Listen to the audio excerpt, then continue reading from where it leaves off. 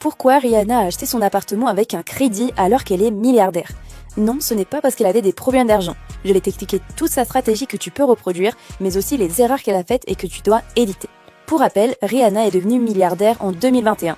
En 2023, elle décide d'acheter un penthouse exceptionnel à Los Angeles. 860 mètres carrés, 4 chambres, 7 salles de bain, une salle de cinéma, plusieurs terrasses avec jacuzzi et une vue panoramique sur toute la ville. Le bien est affiché à 28 millions de dollars, mais Rihanna le négocie et l'obtient pour 21 millions.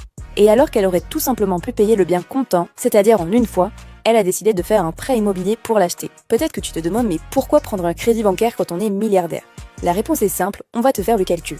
L'appartement coûtait 21 millions de dollars. Rihanna a cet argent, mais elle choisit une stratégie. Elle va voir sa banque, c'est un apport de 7,35 millions de dollars, et pour le reste, elle demande un crédit immobilier de 13,65 millions de dollars sur 30 ans à un taux de 6,9%. Avec ses intérêts, ce prêt lui a coûté en totalité 32 millions de dollars.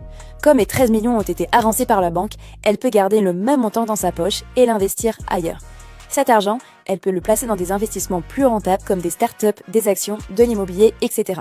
Les ultra riches ont accès à des solutions d'investissement très risquées, mais qui peuvent être très rémunératrices. Si elle place les 13 millions qu'elle n'a pas mis dans l'appartement dans des investissements qui rapportent 8% par an sur 30 ans, soit la durée du prêt, elle peut espérer obtenir plus de 137 millions de dollars. Largement de quoi couvrir ce que lui coûte le prêt.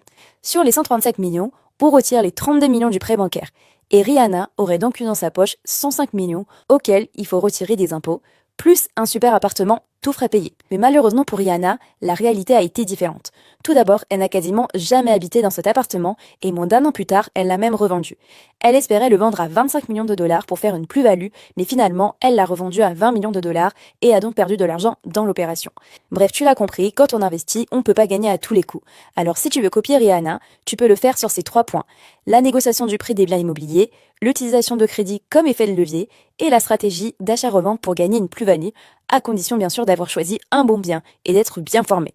Tout ça, tu peux l'apprendre en développant ton éducation financière. Alors si tu veux te former sur ce sujet, tu es au bon endroit, abonne-toi.